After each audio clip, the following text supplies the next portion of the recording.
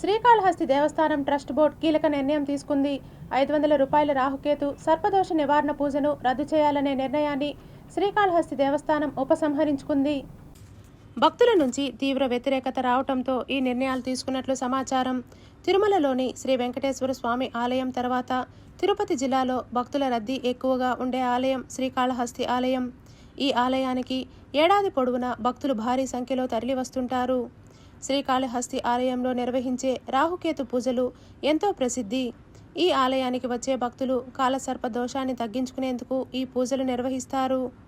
శ్రీకాళహస్తి ఆలయంలో రాహుకేతు సర్పదోష నివారణ పూజలు ప్రతిరోజు ఉదయం 6 గంటల నుంచి సాయంత్రం 6 గంటల వరకు నిర్వహిస్తారు.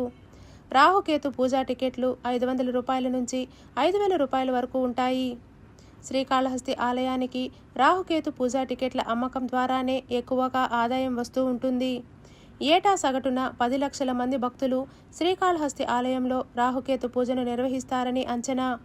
అయితే ఇటీవల జరిగిన ధర్మకర్తల మండలి సమావేశంలో రాహుకేతు పూజల ప్రారంభ టికెట్ ధరను 500 రూపాయల నుంచి 750 రూపాయలకు పెంచాలని నిర్ణయం తీసుకున్నారు.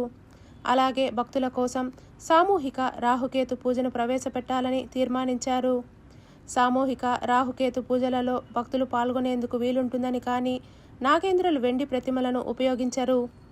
అలాగే 5,000 రూపాయలు ఉన్న రాహుకేతు పూజను 6,000 రూపాయలు చేయాలని నిర్ణయించారు.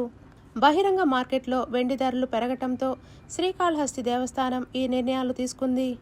అయితే శ్రీకాళహస్తి దేవస్థానం పాలక మండలి నిర్ణయాలపై భక్తుల నుంచి తీవ్ర విమర్శలు వెల్లువెత్తాయి.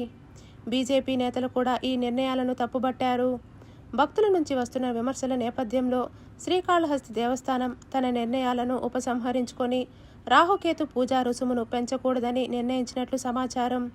శ్రీకాళహస్తి ట్రస్ట్ బోర్డు తన నిర్ణయాన్ని సమీక్షించిందని, భక్తుల మనోభావాలను పరిగణనలోకి తీసుకొని ప్రస్తుతం అమల్లో ఉన్న విధానాన్నే కొనసాగించాలని నిర్ణయించినట్లు శ్రీకాళహస్తి దేవాలయం ఈవో వెంకటేశులు తెలిపారు.